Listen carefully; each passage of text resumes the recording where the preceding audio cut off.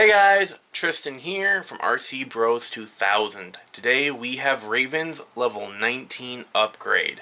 So for this video, it's going to be very similar to the one I had just uploaded for Pyro's previous upgrade. What we're going to be doing is we're going to be actually installing Pyro's old ESC onto Raven. Raven is sporting a first generation XL5, and I think it may have smoked out a little bit. Just a little bit. May or may not have accidentally plugged in a battery backwards. Don't do that. So ESC in there still runs, but not too well. So I'll be taking the old XL5 second generation and replacing the first gen that's in Raven. But if you guys remember, if you guys watched that video, the XL5 that came out of Pyro is seen better days. So I got the new RPM XL5 ESC cage, which I have hounding them to make, and they had finally done it, and I just never had a chance to get it until recently. So I finally have that, so we're gonna throw the old ESC into that, throw it onto Raven, and call it an upgrade. So let's get on into it.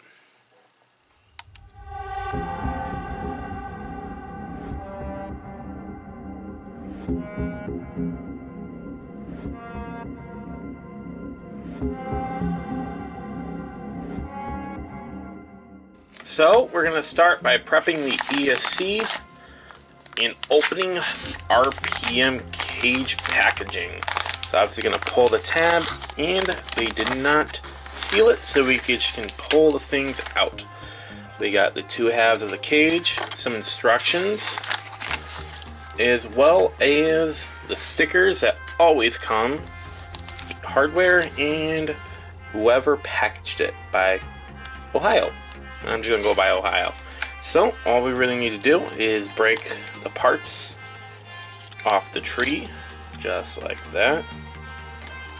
There we go. I'm going to take our ESC through the big end, just like that. Slide it all on. Wires are always such a pain. Slide it over the heatsink, just like that. Make sure no wires are getting pinched. And then take the bottom plate and then screw in the two screws that hold the cage together. There's one up here and one over here.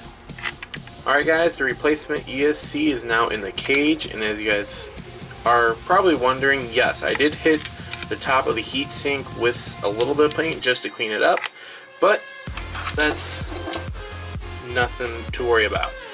So the next thing we got to do is to disconnect the old ESC, and that's easily held on with two screws, one on either side.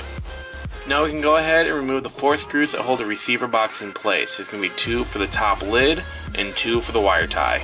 Now we can go ahead and remove the ESC connector from channel 2 of the receiver, and we can just pull it on through the hole in the receiver box. Then the old ESC is free. Now we can go ahead and plug in the new ESC. I'm going to feed it in through the hole of the upper top of the receiver box, just like before. I'm going to take the plug that comes through and plug it into channel 2, just like that.